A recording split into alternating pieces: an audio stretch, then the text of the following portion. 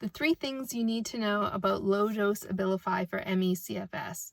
You might follow Whitney Defoe's story where he's been stuck in bed in a dark room for the past 7 years, unable to do anything and on a feeding tube. And recently he started taking low-dose Abilify and he's slowly gone from being stuck into bed, but now he's able to go and be on his computer and on his phone and communicate with the rest of the world about his experience with ME/CFS. I've seen the study and that had just came out through Stanford, and I shared it with my doctor, so I actually got to start taking it today. So today is my very first day. I'm so excited and hopeful. I've taken a bunch of different medications, so I know it can go and take a long time to see the benefits from it, and I also know that you end up having to deal with those side effects before you start feeling good stuff, so I am prepared for that. I'm also nervous because you're kind of on your own to figure out what dosage will work for you, and if you do go over it, there are consequences with side effects that aren't great. So the first thing you should know about is the study that came out on February 3rd, 2021.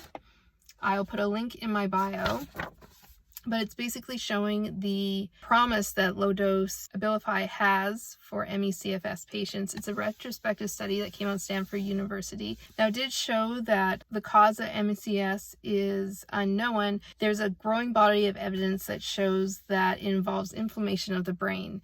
And 85% of the patients that does have chronic fatigue or ME do experience brain fog and cognitive problems. I have extreme brain fog. In addition, evidence also shows that changes in inflammatory cytokines both in the plasma and cerebral fluids correlated to the severity of symptoms. So if you have like a PME crash, they can actually now show that they can measure these inflammatory cytokines. Dopamine receptor antagonists have been shown to mediate neuroinflammation. So this is where the Abilify comes in,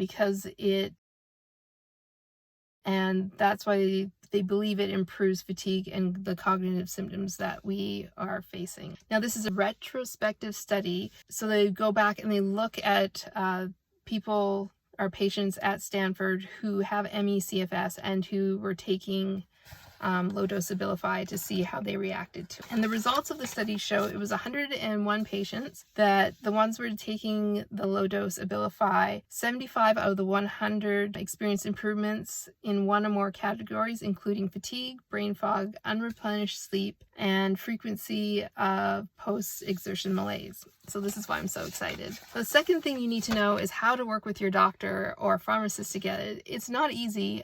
You have to have a really good working relationship to begin with. Your doctor really has to understand ME/CFS and believe you, so that's helpful. I have an amazing doctor. Or while I was speaking to him on the phone, that's how we communicate. He looked up the study right there. He was concerned that it was a retrospective study and it was so small, but he knew that I wanted to try it, and he's like, if you want to try it. He filled it out for me, the prescription, and we sent it to the pharmacist. Now the pharmacist looked at this and he's like, what is this? It's such a low dose. They don't have that in stock. And he's like, how am I supposed to go and do this? Now I have a good relationship with my pharmacist. I used to work for him.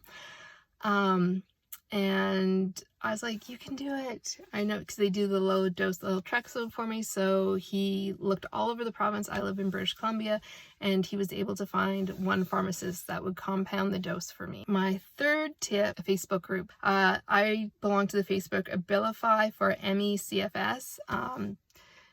There are lots of people in this group that are part of the Stanford studies, and Whitney Defoe's mother, Janet, pops in and out on there. And this is where I found the most information, because my doctor has no clue. He didn't know about the study until I showed it to him. You do start with a very, very low dose, 0.25, and then it's up to you to kind of up modulate it until you find what's working for you. So I found these Facebook groups, or this one in particular, really, really super helpful advice, what symptoms to look out for, when to stop, because depression, if you go too high, depression is a side effect because it does affect dopamine. So I hope this helped. Follow me to go and see how my reaction and my outcome on being on low dose Abilify